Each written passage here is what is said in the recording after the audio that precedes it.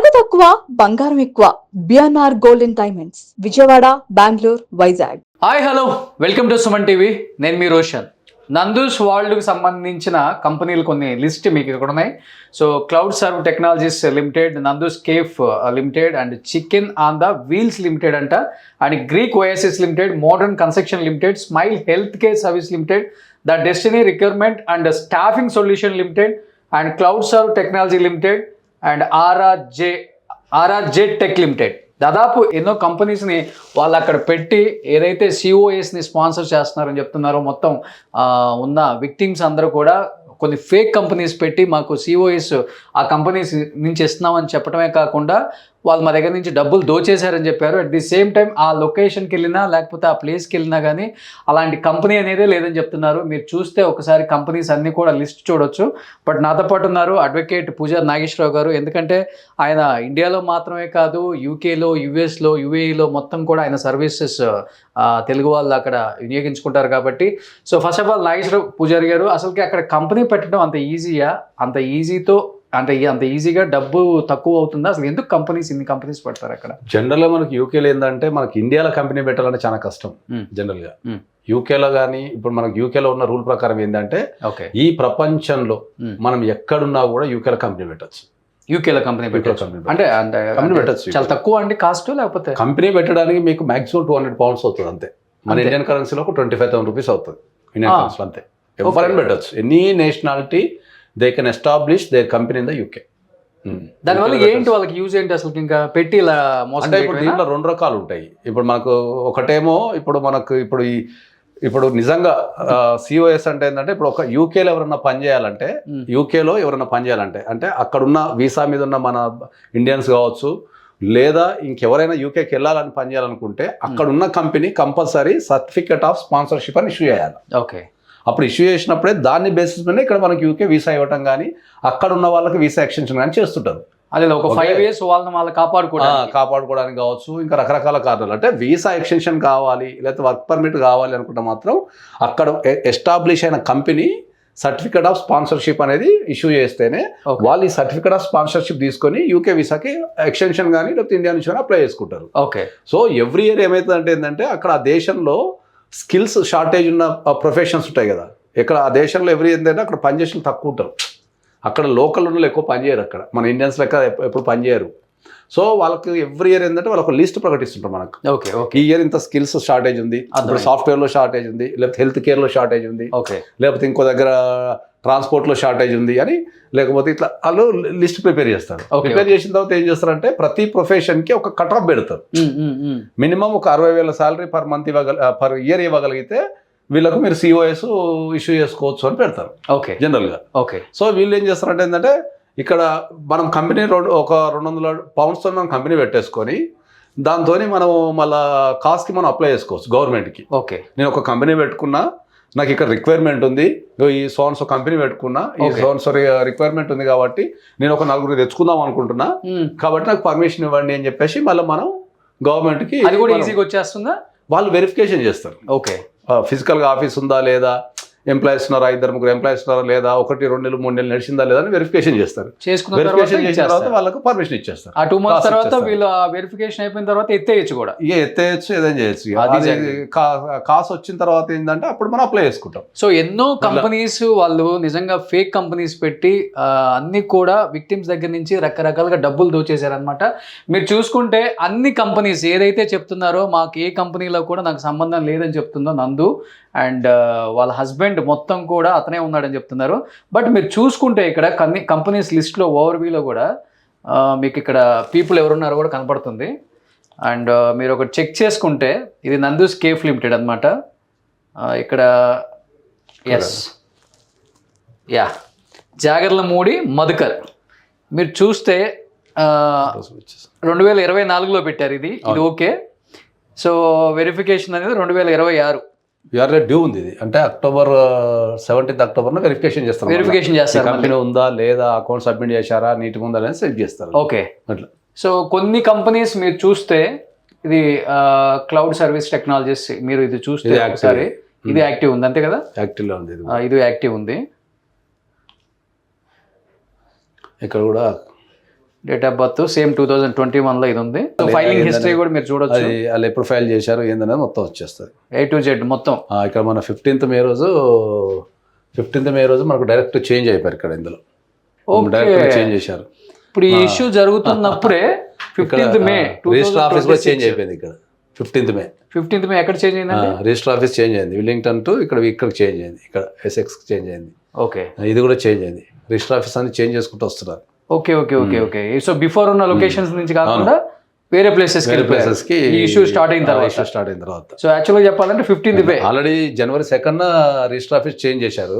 మళ్ళీ 15th లో కూడా 15th మే అంటే వితిన్ 5 months మళ్ళీ ఆఫీస్ చేంజ్ చేశారు. ఓకే, ఎవ్రీ 6 months కి 5 months కి మీరు అన్నట్లుగా చేంజ్ చేస్తున్నారు. ఎందుకు అదిగో నవంబర్లో, జనవరిలో, జూలైలో, డిసెంబర్లో చేంజ్ చేసేస్తున్నాం. ఇక్కడైతే 2 సార్లు చేంజ్ చేశారు, ఇక్కడ కూడా చేంజ్ చేసినట్టుంది. జనవరిలో చేశారు, మళ్ళీ ఇక్కడ చేశారు, మేలో చేశారు, మళ్ళీ డైరెక్టర్ చేంజ్ చేశారు.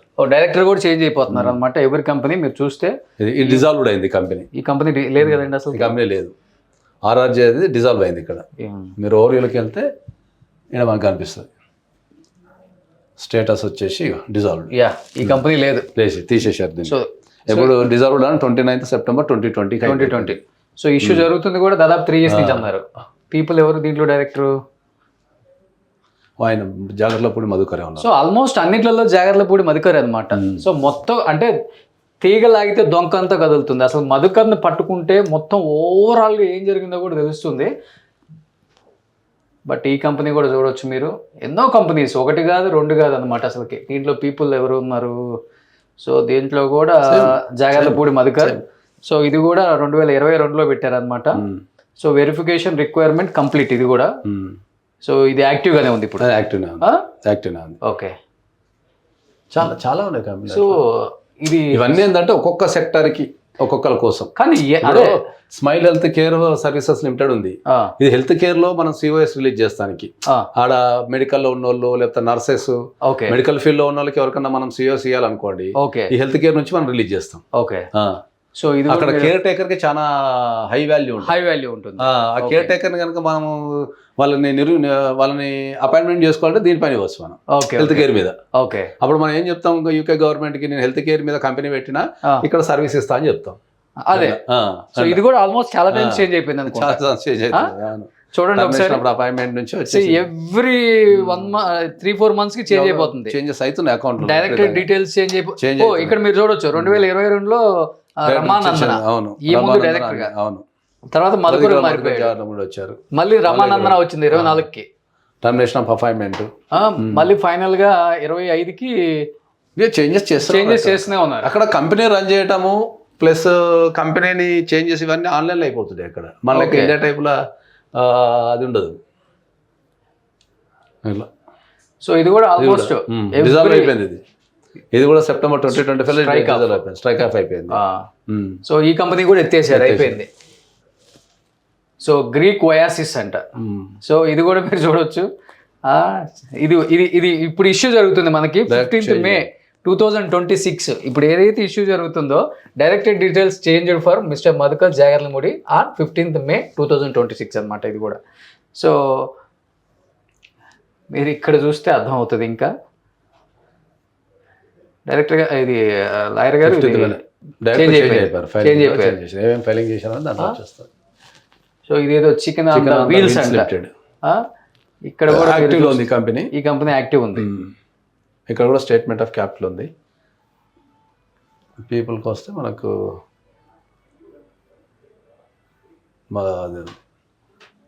So director role active. So 2025 ఇది. అవును. అన్నిటికన్నా విచిత్రం అంటే కన్స్ట్రక్షన్ కంపెనీ కూడా పెట్టేశారు వీళ్ళు. ఇంకా కూడా ఇంజనీర్స్ వాళ్ళు వీళ్ళు చాలా మంది ఉంటారు కదా. అవును, అట్లా. సో ఇప్పుడు ఇదేంటి, ఇది యాక్టివ్ గా ఉందా? ఇది కూడా అయిపోయిందా? ఎత్తేసారు. అది యాక్టివ్నే ఉంది. ఇది యాక్టివ్నే ఉంది. క్లౌడ్ సర్వీసెస్ టెక్నాలజీస్ అని యాక్టివ్నే ఉంది. ఓకే, ఇక్కడ కూడా మళ్ళీ సో మళ్ళీ చూడండి 15th May 2006 మళ్ళీ సేమ్ డైరెక్టర్స్ చేంజ్ అయిపోయారు అనమాట. ఆమె ఏదైతే మనతో వాదించిందో చేంజ్ అయింది. రిజిస్టర్డ్ ఆఫీసర్ చేంజ్ మొత్తం చేంజ్ అయిపోయింది. ఆమె ఏదైతే వాదించేదో ఫోన్ లో ఇక్కడికి వచ్చేసింది. నాకు ఈ కంపెనీలతో సంబంధమే లేదు, నేను ఒక్క దాంట్లో కూడా డైరెక్టర్ కాదని చెప్పారు. మనం ఆల్రెడీ బిఫోర్ ఒక 2 కంపెనీస్ లో చూసాము. ఆమె డైరెక్టర్ గా ఉన్నారు, మళ్ళీ జాగర్లమూడి మధు వచ్చాడు, మళ్ళీ ఆమె వచ్చారు, మళ్ళీ ఆయన వచ్చారు రకరకాలుగా. సో ఇప్పుడు ఈ ఇష్యూ జరుగుతున్నప్పుడు కూడా ఆల్మోస్ట్ కొన్ని కంపెనీస్లో డైరెక్టర్ చేంజ్ అయిపోయారు. అవును. సో మధుకర్ జాగర్లు కూడా వచ్చేసారు అనమాట. అంటే సంబంధం లేని కంపెనీలు కూడా, అంటే వాళ్ళు ఎటువంటి బ్యాక్గ్రౌండ్ లేదు అలాంటిది వాళ్ళు కన్స్ట్రక్షన్ కంపెనీ పెట్టేశారు. వాళ్ళు almost recruitment and staffing solutions limited ఇది. ఓకే. ఈ కంపెనీ కుకీస్ అండ్ కంపెనీస్ ఇది లేదు. Modern construction company. అవును. కన్స్ట్రక్షన్ కంపెనీ కూడా పెట్టేశారు వాళ్ళు ఆల్మోస్ట్. ఇది డిజాల్వ్ అయిపోయింది.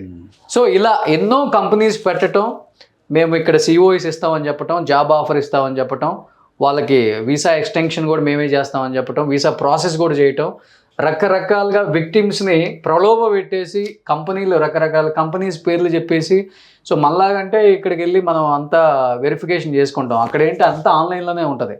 సో ఏదైనా కేసు పెట్టినా కూడా ఆన్లైన్లోనే వస్తుంది. ఎందుకంటే ఆయన కూడా అక్కడ అడ్వకేట్గా ప్రాక్టీస్ చేస్తున్నారు కాబట్టి మళ్ళాగా ఎఫ్ఐఆర్ కాపీ ఇయ్యరంట. అక్కడ ఒక నెంబర్ ఇస్తారు, ఆ నెంబర్ కొట్టుకుంటే దాని స్టేటస్ ఏంటో తెలుస్తుంది. సో అక్కడ స్టూడెంట్స్ కూడా ఏంటి, వీళ్ళని యూట్యూబ్లో చూసేసి సెలబ్రిటీస్ అని నమ్మేసి నిజమే కదా వీళ్ళు చెప్పి, అంటే వీళ్ళు కష్టపడి వచ్చేసారు, వీళ్ళకి తినడానికి కూడా తినలేదు, అలాంటిది ఈ స్టేజ్లో ఉన్నారు, ఒక మంచి పొజిషన్లో ఉన్నారు అని నమ్మేసి ఈ కంపెనీస్ పేర్లు చెప్పగానే వాళ్ళందరూ డబ్బులు కట్టేసి సిఓఎస్ వచ్చేస్తుందని చెప్పేసి ఆశపడిపోయి, అండ్ సిఓఎస్ ఒక 1 year ఇచ్చిన తర్వాత మళ్ళీ ఎక్స్టెన్షన్ చేస్తామని చెప్పేసి మళ్ళీ ఇంకో కంపెనీ పేరు పెట్టడం, ఆ కంపెనీలో మళ్ళీ కొత్త విక్టిమ్స్ రావటం, ఎవరైతే విక్టిమ్స్ ఉన్నారో ఈరోజు పాపం స్టూడెంట్స్ వాళ్ళందరూ మళ్ళీ కొత్త కంపెనీకి రావటం, ఇలా హెల్త్ కేర్, కన్స్ట్రక్షన్, రిక్రూట్మెంట్, లేకపోతే అది ఇదేం లేదు, అన్ని రకాల ఫీల్డ్కి సంబంధించిన కంపెనీలు మొత్తం పెట్టేశారు. ఎప్పటికెప్పుడు డైరెక్టర్స్ చేంజ్ అవుతున్నాయి, అడ్రస్లు చేంజ్ అయిపోతున్నాయి. అంటే ఇప్పుడు ఫస్ట్ బ్యాచ్ ఎవరైతే ఉన్నారో వాళ్ళ సిఓఎస్ టైం అయిపోతే గొడవ చేయడానికి ఆఫీస్కి వెళ్దామనో లేకపోతే అడుగుదామని ఆఫీస్కి వెళ్తే ఆలోపు ఆఫీస్ మార్చేయటం ఇంకొక లొకేషన్లో ఉంటుంది. సో అలా రకరకాలుగా 300 నుంచి 350 మంది స్టూడెంట్స్ని బలి చేశారనమాట ఇన్ని కంపెనీస్ పెట్టి. బట్ నాకు ప్రతిసారి ఈ వీడియోలో వాళ్ళని నిందించడం నాకు కూడా కొంచెం బాధ అనిపిస్తుంది. ఎందుకంటే వాళ్ళు ఎంతోమందిని ప్రేమించారు, దాదాపు 20 లక్షలు 30 లక్షల మంది సబ్స్క్రైబర్స్ వచ్చారు, మంచిగా కాంటెంట్ చేస్తున్నారు, ఫ్యామిలీ మీద, ఎథిక్స్ మీద, మోరల్స్ మీద అన్నీ చేస్తున్నారు, యూకేలో స్థిరపడ్డారు, అక్కడ సిటిజన్షిప్ తీసుకున్నారు, అక్కడ పాస్పోర్ట్ తీసుకున్నారు, అన్ని రకరకాలుగా చెప్పి ఈరోజు మరి ఇంతమంది స్టూడెంట్స్కి ఆన్సర్ చెప్పడానికి ఒక్క వీడియో కూడా రిలీజ్ చేయట్లేదన్న బాధతోనే మేము ఇదంతా మాట్లాడాల్సి వస్తుంది. బట్ దీని తర్వాత ఏంటి సిచ్యువేషన్ ఏంటి అనేది కూడా అడ్వకేట్ పూజారి నాగేశ్వరరావు గారిని అంటే ఒకసారి అడుగుదాం. అంటే యూకే లా ప్రకారం ఎలా ఉంటుందో మనకు తెలియదు కాబట్టి, సో అక్కడ లా ప్రకారం మాత్రమే మేము వెళ్తాము, ఇక్కడ మా మీద ఎవరు కేసులు పెట్టలేదా అని చెప్తున్నారు కాబట్టి సార్ అక్కడ కూడా ప్రాక్టీస్ చేస్తారు. సో సార్ని అడిగి వాళ్ళకి ఎలాంటి శిక్షలు పడవచ్చు, అండ్ విక్టిమ్స్కి ఏదైనా న్యాయం జరుగుతుందో లేదా, డబ్బులు వెనక్కి వస్తాయి లేదా, ఇలాంటి కంపెనీలు, బోగస్ కంపెనీ పెట్టడం అంత ఈజీ అన్నారు. మరి కంపెనీస్ పెట్టడం అంత ఈజీ అయితే అన్యాయం చేయడం కూడా చాలా ఈజీ అవుతుంది, కంపెనీస్ పెట్టడం ఈజీ అయితే. బట్ ఇలాంటి కంపెనీలు పెట్టిన వాళ్ళకి ఎలాంటి శిక్షలు పడతాయో ఆయన మాటలో తెలుసుకుందాం. సుమన్ టీవీలో మీ పర్సనల్ అండ్ బిజినెస్ ప్రమోషన్స్ కోసం కింది నెంబర్కి కాంటాక్ట్ చేయండి.